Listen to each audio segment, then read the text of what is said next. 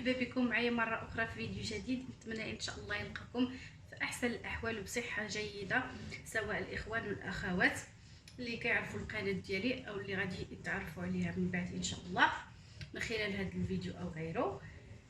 بالنسبه اليوم ان شاء الله غادي نشارك معكم الفقاص بالمربى اولا الكوفيتير كما كتشوفوا معايا.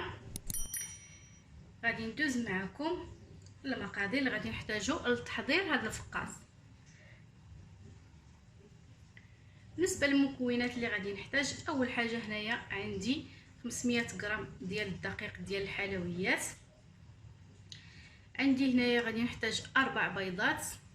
هنا عندي كاس ديال السكر سنيده، كاس ديال العنبه، كذلك كاس ديال الزيت ديال المائده العبار بكاس ديال العنبه. هنا عندي واحد الساشي ديال الفاني.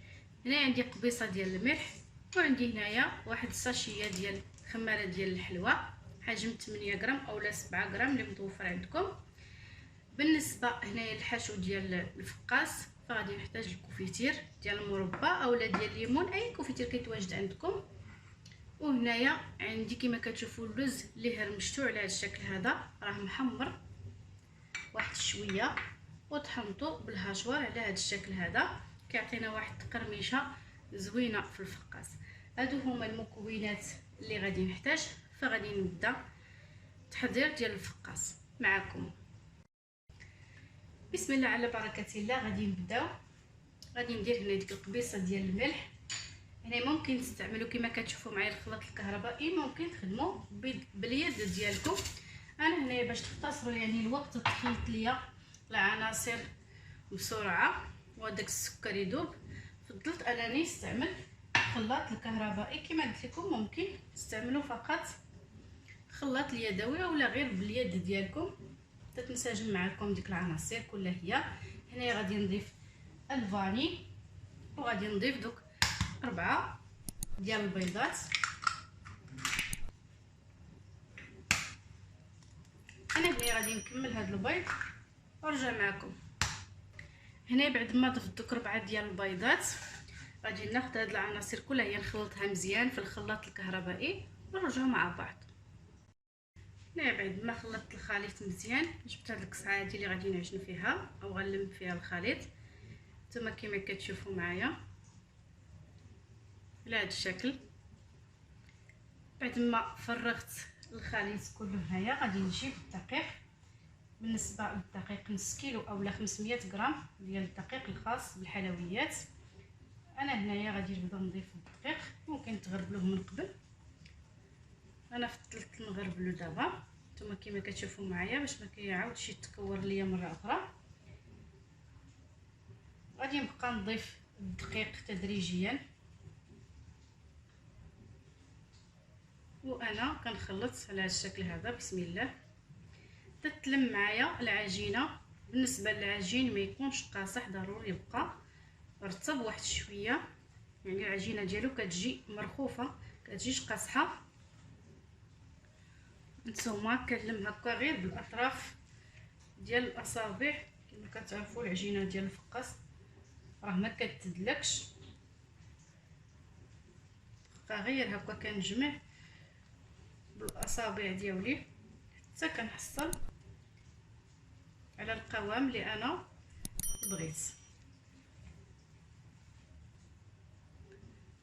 وهنايا غادي نضيف خماره واحده، وغادي نبدا نزيد كذلك في الدقيق تنحصلوا كما قلت لكم من قبل على القوام. وراه غادي نشارك معكم ان شاء الله القوام ديال العجين كيف غادي يكون من بعد ما نلم العجينه. كما كتشوفوا معايا العجين بعد ما جمعته هذا هو القوام ديالو. كما كتشوفوا ما كيجيش قاصح. فغادي نقسم هذه العجينه 3 ديال الكويرات، ممكن تقسموها فقط على 2 كيبقى لكم الاختيار. انا هنايا غادي نقسمها على 3 على هذا الشكل هذا. كما كتشوفوا معايا غادي ندير منه كويرات ومن بعد غادي نطلقهم بالمدلك. المهم راه غادي تشوفوا معايا الشكل ديالو.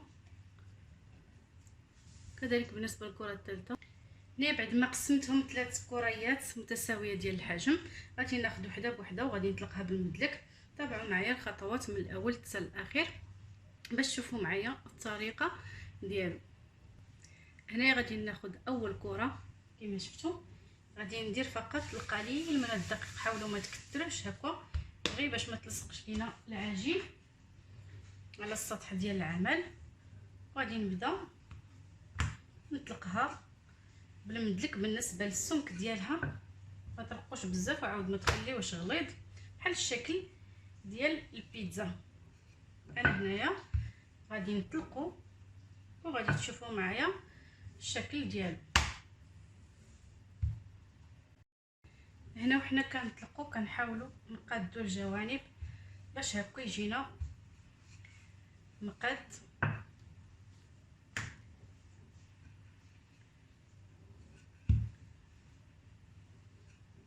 طريقه اللي سهله ومبسطه والصراحه كيجي من اروع يعني فقاس اللي ممكن تحضروه. ساهل ما فيه شي مقادير اللي صعيبه، ولكن كيجي صراحه بنين بزاف.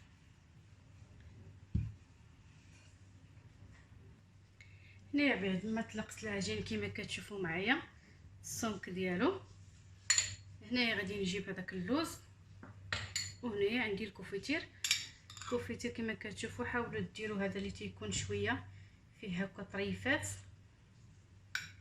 انا غادي نبدا نسرحو على الكميه كلها ديال العجين. حاولوا ديروا حتى الجوانب على هذا الشكل هذا. حاولوا ديروا الكوفيتير هكا اللي فيها الطريفات، كيجي احسن من داك الجاري. غادي نستمر بهذه الطريقه هذه تنوزعو كله.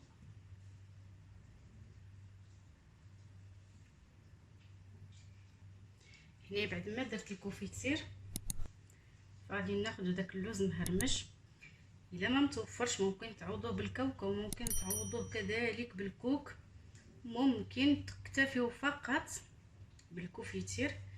غير هذا كيعطي الصراحه واحد التقرميشه، كيجي هكا في الداخل ديالو ملي كتعضو فيه كيجي زوين على هذا الشكل هذا. هنا بعد ما ضفت له داك اللوز فانا غادي نبقى نلوي وانا كنزير. حاولوا انكم تزيروا ما تخليوش يديكم مرخوفه. وغادي نستمر وانا كنلوي بهذه الطريقه هذه حتى كنحصلوا على ديبودان او لا حرابل. كتلويو وانتم كتزيروا يديكم.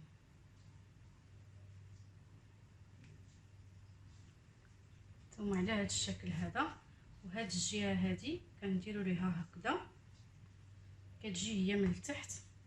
ثم كما كتشوفوا على هذا الشكل كنمشي كنحطو في الطاوله.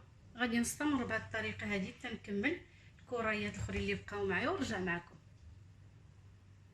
هنا بعد ما كملت كما كتشوفوا معايا لي بودان ديالنا ديال الفقاس الكوفيتير هو هذا.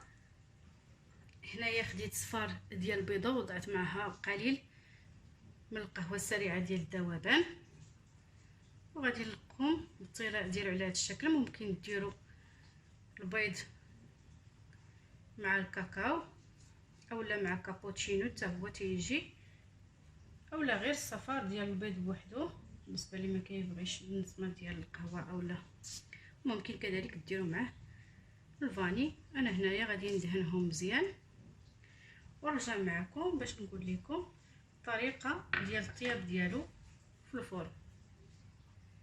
هنا بعد ما دهنتهم كلهم كنجيو هنايا كنديروا خطوط هكا بالفرشيط، سواء على شكل طولي ولا بشكل مموج اللي عجبكم بهذه الطريقه هذه. هنايا بالنسبه للفرن الغازي فغادي تدخلوا الفقاس ديالكم الفران اللي هو بارد، وغادي تشعلوا عليه النار اللي هي مهيله يتنفخ معكم وينشف كما كتعرفوا الفقاس ويشد راسو مزيان. عاد تشعلوا عليه الفوق باش ياخذ لكم اللون كذلك من الفوق، ومن بعد تخرجوه وتخليوه تيبرد، ومن بعد تقطعوه تعاودوا ترجعوه يتحمر. اما بالنسبه للفرن الكهربائي فكذلك غادي تدخلوه الفران اللي هو بارد على درجه حراره 150، غادي تحطوه في الرف الفوقاني والنار كما قلت لكم على 150 تيتنفخ، وكذلك تحسوا به تحمر يعني طاب. عاد تنزلوه ثاني لتحت وتشعلوا عليه الفوق وتطفيوه لتحت وتخليوه ينشف مزيان وياخذ اللون كذلك من الفوق، ومن بعد تخرجوه. نتوما كما كتشوفوا معايا بعد ما طاب تيجي الشكل ديالو على هكا راه سخون.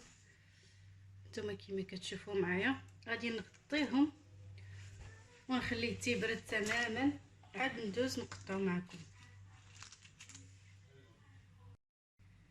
كما كتشوفوا معايا بعد ما خليته برد تماما دابا غادي ندوزو باش نقطعو. اللي عنده هذا يستعملو، اللي ما عندوش يستعمل مصمادي. بالنسبه لهذا راه كيتباع في المكتبات، ممكن تقطعوه هكا على شكل ميل، ممكن هكذا اللي عجبكم.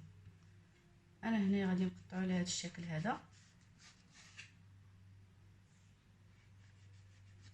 غادي نستمر بالتقطيع حتى نكمل. هانتوما كما كتشوفوا معايا الشكل ديالو، غادي نستمر بالتقطيع حتى نكمل ونرجع معكم. نتوما كما كتشوفوا معايا بعد ما كنقطعوا تيكونوا فيه لا كسور ولا حتى شي حاجه.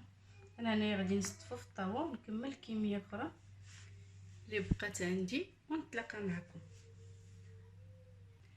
نتوما كما كتشوفوا معايا بعد ما استفتو في الطاوه على هذا الشكل هذا غادي ندخلوا الفرن الكهربائي اللي مسخن من قبل، وغادي نحمروا ان شاء الله من يعني العافيه من الفوق والتحت على حراره اللي هي 170 حتى 180 تردوا معاه البال. وبالنسبه للفرن الغازي فغادي حتى هو كذلك يكون مسخن من قبل، وتشعلوا عليه فقط العافيه من التحت تحمر لكم، وقلبوه حمروا ثاني من الجهه العلويه. نتلاقى معكم ان شاء الله بعد ما يوجد. هذا هو الشكل ديال الفقاس بعد ما وجد. كما كتشوفوه معايا الشكل ديالو كيجي صراحه زوين، والمذاق ديالو كيجي رائع، تيكون فيه ديك التعليكه ديال الكونفيتير وكذلك مع ديك التقرميشه ديال اللوز اولا الكاوكاو. كما قلت لكم اللي كيتوفر عندكم ممكن ديروه. هانتوما كما كتشوفوا كيف كيجي. كنتمنى ان شاء الله ينال الاعجاب ديالكم وتجربوا في البيوت ديالكم وتبارطاجيو مع الاهل والاحباب، وما تحرمونيش كذلك من التعليق ديالكم. بهكذا كيكون الفيديو ديالي وصل للنهايه ديالو. كنقول لكم مع السلامه الى فيديو جديد ان شاء الله.